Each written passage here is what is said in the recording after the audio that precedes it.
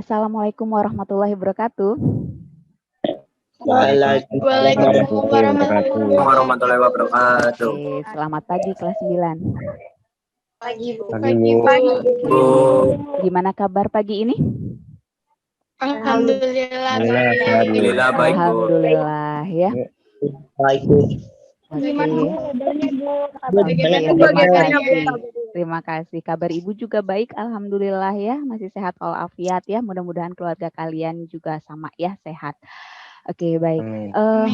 Sebelum kita mulai, kita berdoa dulu ya. Sebelum belajar kita berdoa dulu. Rio hadir? Sudah hadir Rio? Hadir, Bu. Baik, tolong dipimpin doa ya. Sebelum mulai kegiatan, alangkah baiknya kita berdoa. Berdoa sesuai kepercayaan masing-masing, dipersilahkan. Doa selesai. Ya, amin ya. Baik, kelas 9. Ya, hari ini Senin pagi ya, kita mulai minggu ini dengan semangat. Ibu tanya dulu nih ya. Masih ingat tidak materi minggu lalu? Materi minggu lalu? Apa?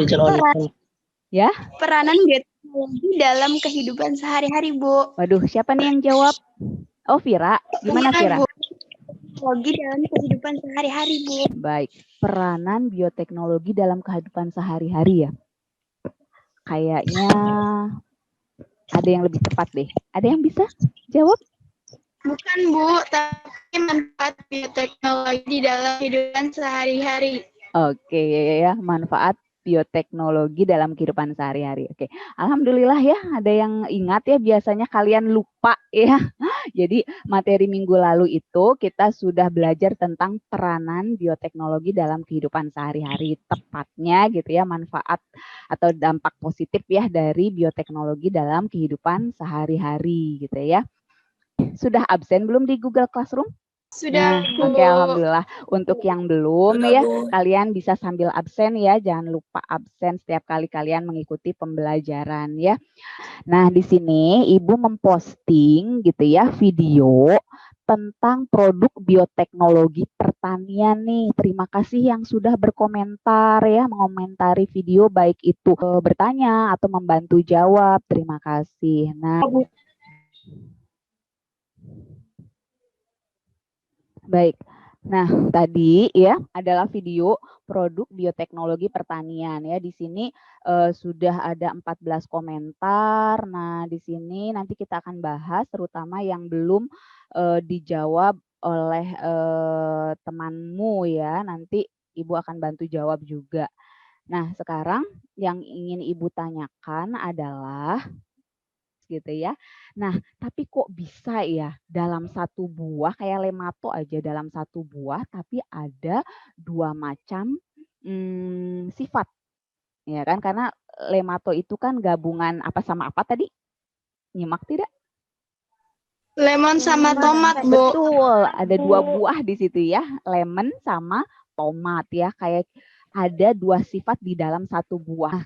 Diapain itu buahnya kok bisa ya seperti itu kan? Ayo. Ada yang bisa enggak? Kenapa ya dalam satu buah ada beberapa sifat? Kenapa bisa seperti itu? Diperlakukan apa oleh para ilmuwan-ilmuwan? Fermentasi bukan, Bu? Rekayasa genetika. Oke, makasih nih yang sudah berusaha menjawab. Satu, ada fermentasi. Yang kedua, ada rekayasa genetika. Ada jawaban yang lain tidak? Persilangan. Persilangan. Ada lagi? Cukup 3 dulu aja ya. Jadi, jawaban yang benar adalah nah, ini ya, produk-produk ini adalah hasil dari rekayasa genetika gitu ya. Yo, apa ya rekayasa genetika? Manipulasi gen suatu Siapa ini suara organisme siapa? menggunakan Oh, Alisa. Oke, Alisa diulangin nih. Yang terlihat di layar ini adalah gambar kromosom. Nah, kromosom kita itu 2 rantai ya, seperti ini ya. Di dalam kromosom itu terdapat gen. Terdapat gen. Gen masih ingat dong apa? Faktor pewarisan sifat ya. Faktor pewarisan sifat. Gen dari setiap makhluk hidup kan berbeda ya antara satu sama lainnya. Nah, rekayasa genetika sih apa gitu ya. Jadi rekayasa genetika adalah proses mengubah gitu ya, proses mengubah gen dari makhluk hidup. Nah, kenapa harus diubah? Biasanya ada gen atau sifat yang kurang menguntungkan tuh. Jadi oleh ilmuwan bisa dihapus tuh ya dan kemudian diganti dengan gen yang lebih menguntungkan. Tentu saja menguntungkan untuk manusia ya. Tuh gitu. Jadi proses rekayasa genetika itu mengubah dengan cara menghapus dan mengganti dengan gen yang lebih menguntungkan atau bahkan menambahkan. Tuh ya, jadi nanti hasil dari produk-produk rekayasa genetika, nah yang ini nih, yang unggul. Tuh, yang unggul-unggul. Tuh ya, yang bermanfaat bagi manusia ya. Nah, sekarang pertanyaannya nih. Ibu membahas pertanyaan yang di Google Classroom ya, kita bahas lagi di sini. Menurut kalian proses rekayasa genetika ini, kemudian Ibu nyambung lagi nih ke pertanyaan berikutnya ya, pertanyaan siapa ya, Ibu lupa nih, ada di GCR itu ya. Bu, kalau produk-produk rekayasa genetika itu sebenarnya aman atau tidak dengan berbagai macam keunggulan yang tadi itu ya kita sudah bahas gitu. Ada nggak sih dampak negatif dari produk-produk bioteknologi tersebut? Tuh. Selama ini kan tadi sebelum-sebelumnya gitu ya, kita sudah bahas bahwa produk-produk bioteknologi itu ya atau produk-produk rekayasa genetika itu keren ya, memberikan manfaat yang banyak nih bagi kehidupan kita. Tapi sebenarnya aman nggak sih bagi manusia untuk dikonsumsi ya bagi kita dan kemudian juga ada nggak sih dampak negatif dari bioteknologi tersebut gitu loh. Nah, itu tugas kalian untuk mencari hari ini ya. Jadi kalian nanti bersama kelompok ya, bersama kelompoknya berdiskusi mencari ada nggak sih dampak-dampak negatif dari bioteknologi ya, khususnya yang hasil rekayasa genetika tersebut di 5 bidang ini. Tuh. Dampak bioteknologi di bidang kesehatan adalah menyebabkan alergi, munculnya penyakit baru dan kerentanan terhadap penyakit tertentu. Keracunan dapat menyerang sistem imunitas. Sudah, Bu. Baik, jadi Ibu tanya nih, menurut kelompok Faiza, ada nggak sih dampak negatif produk-produk bioteknologi bagi kesehatan? Ada dampak negatifnya tidak? Kalau dari hasil presentasi Faiza tadi, berarti yang lain bisa menyimpulkan tidak ada dampak negatifnya enggak produk bioteknologi bagi kesehatan? Ada, Bu. Ada ya, ada tuh ya bisa menimbulkan apa tadi Faiza, alergi ya? Alergi. Terus? Keracunan. Terus ada lagi tidak? Dapat menyerang sistem imunitas. Menyerang kekebalan tubuh, Bu. Betul banget, kekebalan tubuh ya. Jadi pada produk-produk tertentu nih, bukan semua produk tuh ya, bukan semua produk itu masih pro kontra sih sebenarnya ya. Pada produk-produk tertentu itu produk bioteknologi bisa mengakibatkan alergi, keracunan atau juga menurunkan sistem kekebalan tubuh gitu ya. Jadi kita sebagai konsumen itu harus smart, harus cerdas gitu ya. Jadi harus pilih-pilih ketika membeli suatu produk tuh gitu ya. Apalagi zaman sekarang ya masa pandemi ya sistem kekebalan tubuh tuh wah penting banget deh gitu ya gitu. Oke, tahu nggak sih kalian sekarang itu lagi tren makanan dan minuman fermentasi ya. Nah, kenapa sih lagi ngetren makanan dan minuman fermentasi? Karena ada beberapa hal ya yang merupakan keunggulan dari makanan dan minuman fermentasi berkaitan dengan masa pandemi nih, masa pandemi pada saat ini gitu ya. Keunggulannya adalah seperti ini. Nah, makanan dan minuman fermentasi itu bisa meningkatkan imunitas tubuh. Tuh ya, jadi kenapa sih bisa meningkat imunitasnya? Karena makanan dan minuman fermentasi itu bisa gitu ya menstimulasi antibodi. Kalian tahu nggak antibodi? Tahu, Bu. Apa? Antibodi itu kayak kekebalan tubuh gitu. Jadi antibodi itu ya betul sistem kekebalan tubuh kita untuk mempertahankan diri kita dari berbagai macam penyakit ya di luaran sana seperti itu ya. Nah, untuk selanjutnya kalian bersama kelompok kalian gitu ya akan mencari makanan atau minuman fermentasi gitu ya. Silahkan Ibu bebaskan saja. Tuh ya, kalian buat perencanaan prosedurnya, kalian rinci prosedurnya seperti apa bentuknya, seperti ini. Jadi kalian bisa unduh nih ya, kalian bisa unduh di Google Classroom gitu ya. Nanti akan terlihat seperti ini. Nah, ini dia nih. Nanti kalian akan membuat prosedur pembuatan makanan atau minuman fermentasi. Silahkan Ibu bebaskan yang kekinian juga boleh ya, atau berdasarkan resep di rumah juga boleh ya. Kita lagi pandemi, nggak bisa dong kalian ke sekolah gitu ya. Nggak bisa dong kalian ke sekolah, makanya proses pembuatannya direkam menggunakan video. Boleh pakai aplikasi apapun, TikTok pun boleh ya.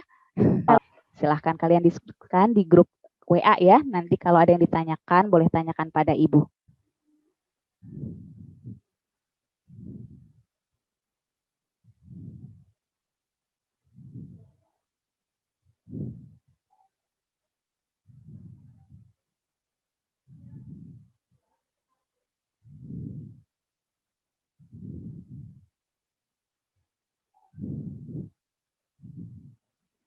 Diskusinya nih, coba dibacakan. Perencanaan praktikum, cara membuat kimchi. Oke. Kimchi. Sawi putih, garam secukupnya. Baik. Daun bawang sebagai opsional. 1/2 siung bawang bombay. Baik. 1 sendok makan tepung beras. Baik. 7 sampai 10 buah cabai merah.